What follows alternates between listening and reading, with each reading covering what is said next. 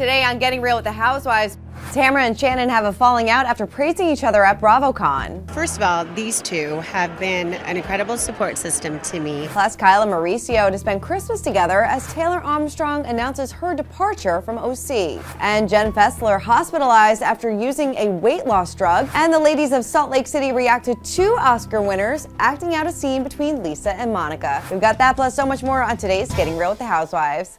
Hey everyone, Christina GRWTH here, and welcome to Getting Real with the Housewives. We have some big news to get to, but like always, let's see what you guys had to say about last week's show. And everybody's talking about Kim Zolciak. One user said Kim needs to wake the hell up and get help. Using anything as clickbait should be considered fraud, and kicked off social media permanently. And this is yet another sign she's delusional and gambler and etc. She needs help. Yeah, it just seems like she's going through a very hard time, and clickbait about a pregnancy, probably not the best move. Another user says Kim is struggling to stay remotely relevant. She's not a celebrity, but more of the punchline to lots of jokes. Like I said, yeah, going through a hard time, and we'll see, maybe she'll bounce back if she'll return to Atlanta. We don't know. All right, well, let's get into our news of the week, starting with, of course, Kyle Richards. Now, she said that she plans to spend Christmas with her family, and that includes her estranged husband, Mauricio. When asked by TMZ whether she would spend the holidays with Mauricio and their children, she said, "I do." She added, "We get along. We're just taking everything a day at a time." Now, this comes after Kathy Hilton revealed that she actually got a tattoo with Kyle and Morgan Wade at her home. So it seems like, based on the photos of Kyle and Mauricio, they went to the Grove together, which is in California,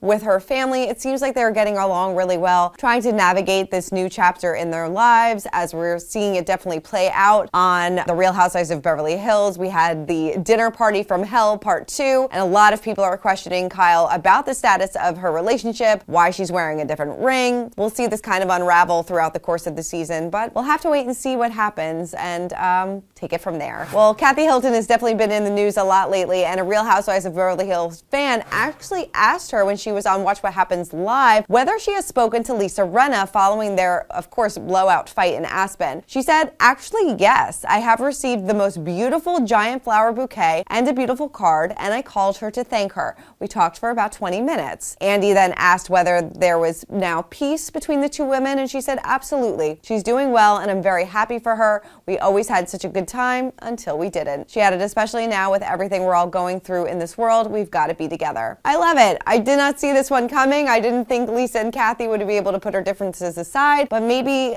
Lisa having that step away from the Real Housewives cameras, maybe she has a new perspective on things and didn't want to have any grudges with anybody. Maybe she and Kyle are trying to get back on good terms. Maybe this is a way to do so. So happy that everybody is at peace, and who knows, maybe Kathy will be back next season then. All right, well, moving on over, lots of news happening out of Watch What Happens Live this week, and this was so great. Julianne Moore and Natalie Portman, of course, they are both Oscar winners, and they are Real Housewives City fans just like we are, and they reenacted a scene between Lisa Barlow and Monica Garcia. They stepped into the Clubhouse Playhouse, and they recreated the Salt Lake City Stars sound bath fight for an episode that aired last month. Monica commented, "Oh my effing God, shut up," while Lisa Barlow added "Queens." Now, Natalie portrayed Lisa's mannerisms and voice, which was on lock, as she and Julianne went back and forth reading the dialogue from the now iconic fight, which took place at Whitney Rose's Prism Jewelry Party. Take a quick look.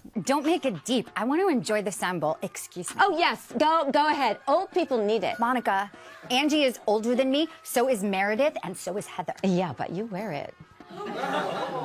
"I like to be natural. I don't look like the Pillsbury Dough girl. Sorry." "Lisa, you're like a little tramp stamp. You beg for attention everywhere you go." If this is what mediocre looks like, I am so happy being mediocre.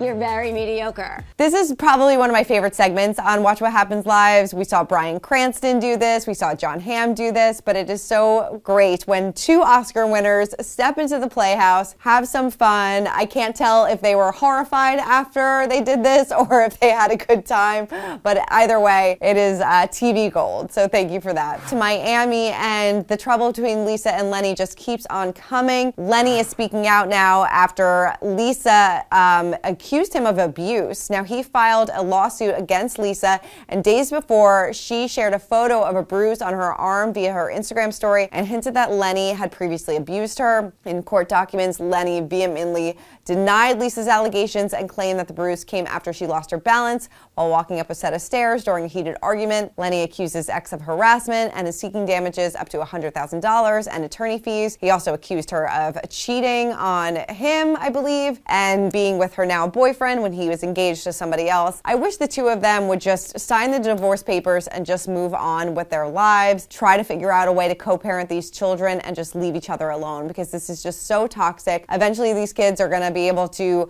look online and see what their parents are up to, watch Real Housewives of Miami, and that is just full of toxicity. So hopefully the two of them can just put their egos aside and just move on. All right, well, the Real Housewives of New Jersey star Jennifer Fessler said her weight loss medication caused a complication that resulted in hospitalization, but she's still taking the drug. She said she lost 22 pounds taking semaglutide and added, "I'm not afraid of Ozempic, and I will tell you I have had an experience that was not good, and I'm pretty positive it was about the semaglutide, where I had to go to the hospital for an impacted bowel, and I'm still not nervous about it." She said she was experiencing constipation but didn't immediately take action because she knew it was a common side effect of the drug. She said, "Something that happens with semaglutide, a new experience for me, is being able to eat what I want even when it's not the most healthy choices and still lose weight. So maybe for the first time in my life, I'm losing weight on pizza and bagels or ice cream." Now, since the constipation experience, she has been drinking more water, eating more vegetables, and realized eating unhealthy food while taking semaglutide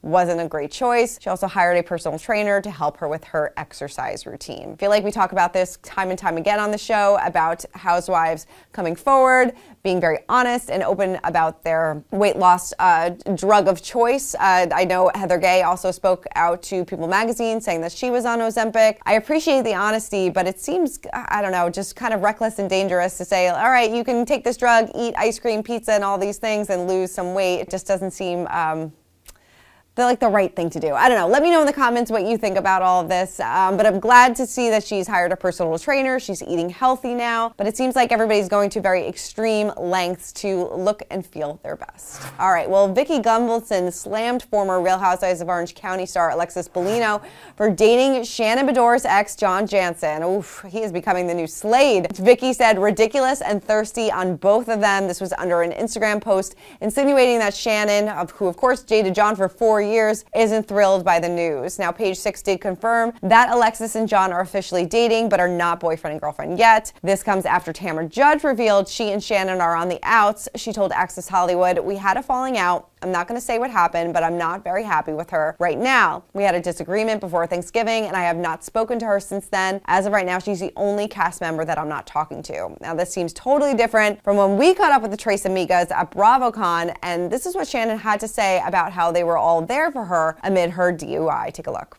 Shannon, how you doing? Good. Great. I'm great. Yes. How Good has to see everybody been rallying around you? you. Well, first of all, these two have been an incredible support system to me.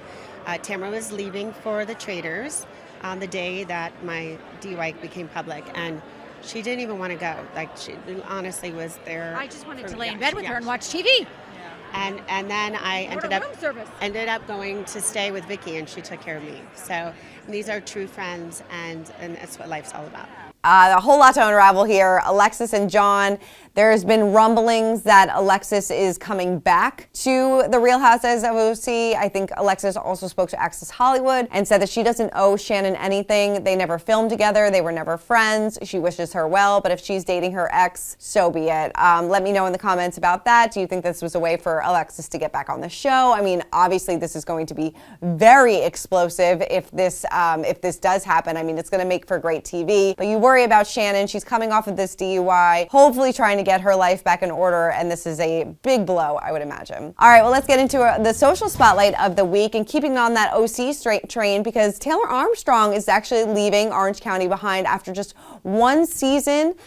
She wrote on Instagram, "Loves spending time with the ladies of OC, and thankful I got to give the viewers an update on my life. I've made some real friendships that I cherish. Wishing the ladies all the best for season 18. P.S. Adding season 17 to my my IMDb. Surprising. I mean, even her co-stars seemed to be surprised by this, with Jennifer writing, "I love you so much." Tamra Judge was also taken aback by the casting change, replying, saying, "No, you will be missed, Taylor." I don't know. I wonder if maybe this was Taylor's decision. She decided, I'm kind of one and done. But when I spoke to her at BravoCon, she seemed really excited about sharing her life, making these great friendships. I wonder if they are making room for her, or making room now for Alexis to come back. I don't know. Let me know in the comments if you wanted to see more of Taylor on OC, if you wanted to continue following with her journey. Let me know. Also, one more social spotlight. Have to shout out Lisa Barlow, because it looks like her son Jack has made it to Colombia. He is doing his mission there. A lot of people were speculating whether or not this was actually happening. It looks like he is, so we also wish him well. All right, well, that is it for this week's episode of Getting Real with the Housewives. Let us know in the comments what your thoughts are on Taylor leaving OC, Alexis dating John and possibly coming back. So much to get to, so I want to hear from your comments, and we'll see you guys next week.